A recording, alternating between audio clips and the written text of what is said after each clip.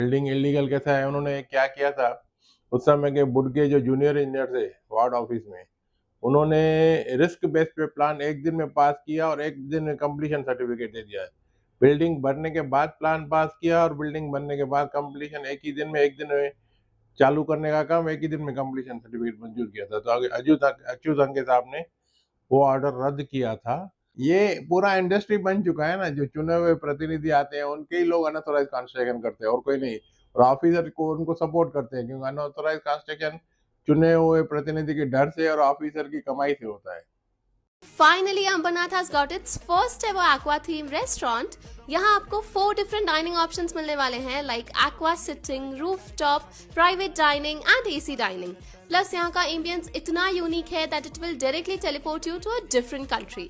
This is Greenleaf जो located है Ambernath pipeline road पे। यहाँ daily live music and DJ night होती है, प्लस फूड में वेज एंड नॉन वेज दोनों अवेलेबल है। डेली हैप्पी आवर्स भी है from 12 PM to 6 PM where you will get 15% off on food.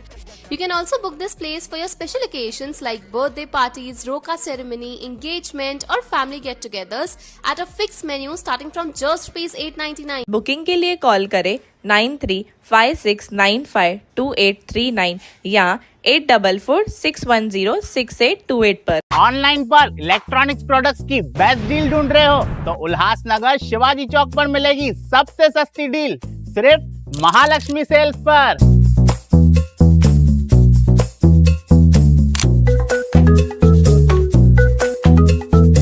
यहाँ पर अवेलेबल है प्रीमियम टीवी,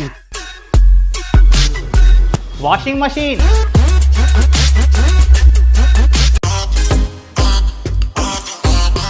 फ्रिज में भी बहुत सारे ऑप्शंस मिल जाएंगे, double door and single door में भी। AC, air cooler, TG cooler, deep freezer, आटा चक्की, laptop, water purifier, home theatre, inverter, batteries. Best offers के लिए विजिट कीजिए महालक्ष्मी सेल्स, शिवाजी चौक, उल्लासनगर 3।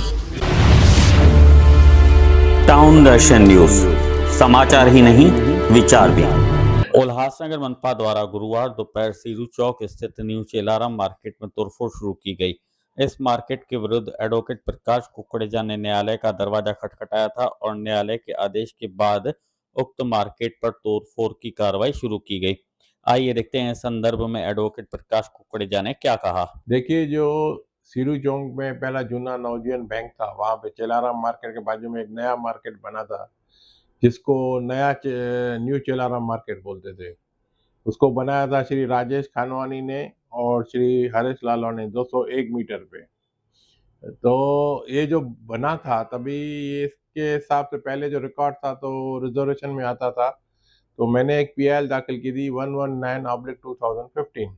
लेकिन उसमें क्या हुआ था, कोर्ट ने डायरेक्शन दिया कि इनको हियरिंग देके इसको अंतिम नतीजे पे पहुंचाओ। तो कई सालों तक तो उसको कोई हियरिंग दे नहीं रहा था। आखिर में अच्युत अंगे साहब जो कमिश्नर थे, उन्होंने एक हियरिंग लगाई और उस हियरिंग के बाद उन्होंने ऑर्डर पास किया कि भाई ये आपका जो बिल्डिंग है इलीगल है। बिल्डिंग इलीगल कैसा है, उन्होंने क्या किया था उस समय के बुड के जो जूनियर इंजीनियर थे वार्ड ऑफिस में, उन्होंने रिस्क बेस पे प्लान एक दिन में पास किया और एक दिन में कंप्लीशन सर्टिफिकेट दे दिया है। बिल्डिंग बनने के बाद प्लान पास किया और बिल्डिंग बनने के बाद कंप्लीशन एक दिन में चालू करने का काम एक ही दिन में कंप्लीशन सर्टिफिकेट मंजूर किया था। तो आगे अच्युत अंके साहब ने वो ऑर्डर रद्द किया था और ऑर्डर रद्द करने के बाद उन्होंने इलीगल डिक्लेयर किया था और जो आर्किटेक्ट सुनील वाघ था उसके ऊपर भी कार्रवाई करने को बोला था और उनके जो बिल्डर्स है उनके ऊपर भी कार्रवाई करने को आदेश दिया था। लेकिन वो आदेश को कई बार सिविल कोर्ट में आह्वान दिया गया और कई सालों तक केस चलता रहा। आखिर में सभी जगह से वो हार खा के आए। फिर वो हाई कोर्ट गए तो हाई कोर्ट में उन्होंने पिटीशन डाली कि भाई जो नीचे का डिस्ट्रिक्ट कोर्ट का ऑर्डर है वो इलीगल है। तो उसके ऊपर मैंने इंटरवेंशन एप्लीकेशन फाइल की और इंटरवेंशन एप्लीकेशन फाइल करने के बाद रिट पिटीशन नंबर 14717/2024 में कोर्ट ने डायरेक्शन दिया कि आपको ये जो बिल्डिंग है वो इलीगल है और उसने बोला कि मुझे ये बिल्डिंग कायदे से बना सकता हूँ, उसके लिए रिटेंशन एप्लीकेशन अलाउ करे। तो कोर्ट ने उनको बोला था कि एक हफ्ते के अंदर 16/10/2024 का जो आपका एप्लीकेशन है उसके ऊपर ये अपना टाउन प्लानिंग डिपार्टमेंट निर्णय ले। अगर टाउन प्लानिंग डिपार्टमेंट 1 हफ्ते के अंदर निर्णय नहीं लेता है तो कमिश्नर उनके ऊपर कार्रवाई करे, क्योंकि सही समय पे निर्णय नहीं दे रहे हैं। ऐसा होने के बाद भी उस समय के जो टाउन प्लानिंग के जो टीपी और एडीटीपी एक ही थे, श्री ललित खोबरागड़े मेहरबान थे उनके ऊपर, तो उन्होंने उनको कोई आगे की कार्रवाई करने के लिए निर्देश नहीं दिए। उल्टा ऑनलाइन एप्लीकेशन देने के बाद जब एप्लीकेशन में दिखाया गया कि रिक्वायर्ड मार्जिन ये लोग नहीं छोड़ रहे, पार्किंग नहीं छोड़ रहे और ये रिजेक्ट होने लायक है, उसके बाद भी उन्होंने एक मौका दे दिया कि भाई ये टुकड़े मार्क करके दिए थे कि ये टुकड़े काट के आओ, बाद में आप रिटेंशन एप्लीकेशन के लिए या रेगुलराइजेशन के लिए आप अप्लाई करो। तो उन्होंने वो भी नहीं काटे। ऐसा करते करते जो 22/10/2024 का ऑर्डर था, 1 साल गुजर गया और कंटेम्प्ट हो गया। उसके बाद मैंने कंटेम्प्ट पिटीशन फाइल किया 69/2025। तो कोर्ट को बोला 1 महीने के अंदर इसके ऊपर एक्शन होना था। अभी 1 साल हो गया, कोई कार्रवाई नहीं हुई। तो अभी जो 2 दिसंबर तारीख थी उसके ऊपर कोर्ट ने निर्णय लिया कि भाई आपको ये 8 तारीख तक डिमोलिशन करना है और ये जो बिल्डर्स है उनके ऊपर कंटेम्प्ट लगेगा और कमिश्नर जो अभी प्रेजेंट कमिश्नर है और जो प्रेजेंट वार्ड ऑफिसर है उसके नाम देके उनको फिर से नोटिस सर्विस करो और नोटिस सर्विस करने के बाद अगर उन्होंने कंप्लाई नहीं किया तो 8 तारीख को फिर से रखा था मैटर, और 8 तारीख को मैटर रखने के बाद उनको कंटेम्प्ट नोटिस इशू करेंगे। लेकिन आज कारपोरेशन ने सुबह से कार्रवाई चालू करना शुरू की, लेकिन पुलिस बंदोबस्त मांगा था, उनको पुलिस बंदोबस्त नहीं मिला, सहयोग नहीं मिला। तो गणेश एमपी और उनके जो कर्मचारी थे उन्होंने जाके वहां पे 12:30-1 के बाद कुछ डिमोलिशन किए, 4 दुकानों के शटर निकाले, दीवार तोड़े, लेकिन उस मतलब नाकाफी है डिमोलिशन, लेकिन हुआ है। उसके बाद उन्होंने क्या किया था कि आज हाई कोर्ट में अचानक से फिर उन्होंने एप्लीकेशन किया कि हम लोग खुद तोड़ेंगे।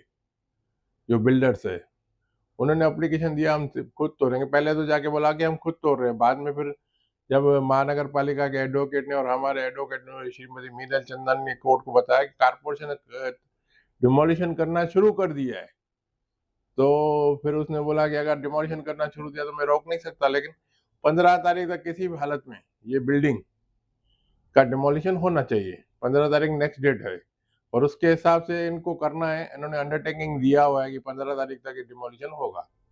कुछ हिस्सा बिल्डिंग का टूटेगा या पूरी इमारत ध्वस्त होगी? देखो, जिस तरह से उन्होंने मार्किंग दी है ना प्लानिंग में, अगर आप कुछ हिस्सा भी तोड़ोगे तो बिल्डिंग पूरी गिर जाएगी। इसलिए बिल्डर शायद अपनी तरफ से पूरी तरह से तोड़ने वाला है और आपस में उनका विवाद है, तो वो तोड़ के फिर से नया बनाने का शायद प्रयास करेंगे। आप क्या टिप्पणी करना चाहेंगे? आप मनपा में सचिव रह चुके हैं, लॉ ऑफिसर रह चुके हैं और एडवोकेट हैं। उल्लासनगर में इस तरह का गोरख धंधा जो बिल्डर अनऑथराइज्ड कंस्ट्रक्शन करते हैं, लोगों को बेच देते हैं, बाद में उनका नुकसान होता है, तो इस पर रोक लगाने के लिए क्या जरूरी है कि बिल्डरों पर और मनपा का जो टाउन प्लानिंग डिपार्टमेंट है उनके अधिकारियों पर कार्रवाई हो? देखिए, यहाँ पे सब मिली भगत का काम है।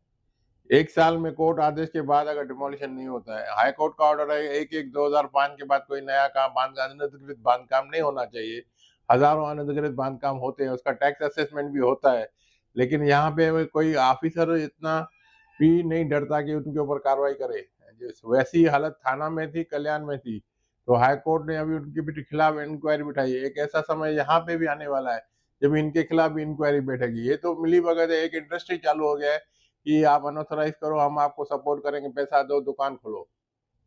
आप अभी राजनीति में भी कदम रखा है और शहर के राजनीतिज्ञ भी कुछ ऐसे हैं जो अवैध निर्माणों को बढ़ावा देते हैं, उस पर आप क्या कहना चाहेंगे? ये पूरा इंडस्ट्री बन चुका है ना, जो चुने हुए प्रतिनिधि आते हैं उनके ही लोग अनऑथराइज कंस्ट्रक्शन करते हैं और कोई नहीं, और ऑफिसर को उनको सपोर्ट करते हैं, क्योंकि अनऑथराइज कंस्ट्रक्शन चुने हुए प्रतिनिधि के डर से और ऑफिसर की कमाई से होता है।